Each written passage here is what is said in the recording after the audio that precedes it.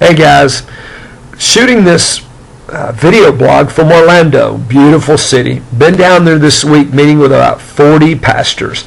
I want to just take a couple of minutes and talk to you about the value and the importance of networking, social networking. Basically, just building your list of friends. Because for almost 30 years of ministry, the first 27 years, I'm just going to tell you, I did not network. I did not keep up with friends. I simply spent all my time trying to build the church that God had led me to pastor. 2 churches, and you know what? Built 2 great congregations through the power of God. I mean, He's the one that builds it. But now that I'm 50 and I've looked around and realized, where did my friends go? I didn't keep up with them. And so for the last year, I've been reconnecting. This week, I've been at Arnold Palmer's place at Bay Hills with about 40 pastors. Reconnected with Jay Straka, Student Leadership Network. I knew Jay almost 30 years ago. Other guys, Jack Graham at Prestonwood, and a new friend that pastors Biltmore Baptist Church. Just met him, and Bruce, and a bunch of guys, Brandon Thomas and Claude Thomas, who I knew. And for some reason, I never saw the value. I don't know why. I thought it was about, when people did that, it was about promoting them, about trying to get people to help you. And now I realize, even as Jay Strack told me at the table a couple nights ago, the best thing a friend can do for a friend is share a friend. And so social networking, keeping up with people, is not about promoting you. It's about helping them. And there are times that you need their help.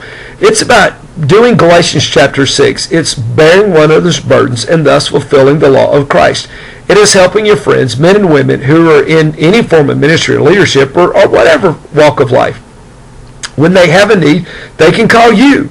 And you may not have that, but you know folks that maybe can. I was talking to Jay about the 3rd book that I wrote. I'm just finishing. He said, "Who's publishing?" I said, "Well, I'm not publishing." He said, "Hey, I've got some friends. Let me see what I can do."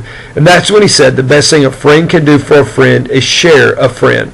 So that's why I began to blog. It's why I began to Twitter. It is why that I did Facebook. It is why that I'm now going more places, and everywhere I go, I run into old friends, and it's old home week.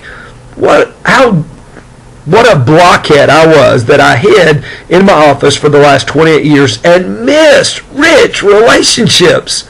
Wow, it's amazing. Josh Whitehair, our executive pastor, is reading George Bush's new book, and he talked about the chapter on all the people that George Bush, the president, hired, the second president, hired, and it was all about the people he networked with and the people, his father and his network. So that networking is about a win-win scenario. It's not about you. I hope not. It's not about you trying to promote yourself.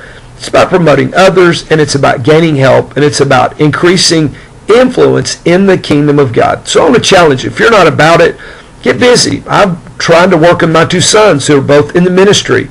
About if I would have kept up with all my friends, I'd have thousands of people across the world, missionaries and pastors and staff members and lay folks that I would be able to keep up with instead of having lost contact. In fact, you ever notice the end of half of the Apostle Paul's letters? He's saying, "Tell so-and-so hello. So-and-so's coming to see you. Greet so-and-so." And he was about networking. He was about keeping in touch. Well, it's just dawned on me that I may have missed part of the potential that God wanted to do in my life because I didn't keep up with people that I could help and could help me.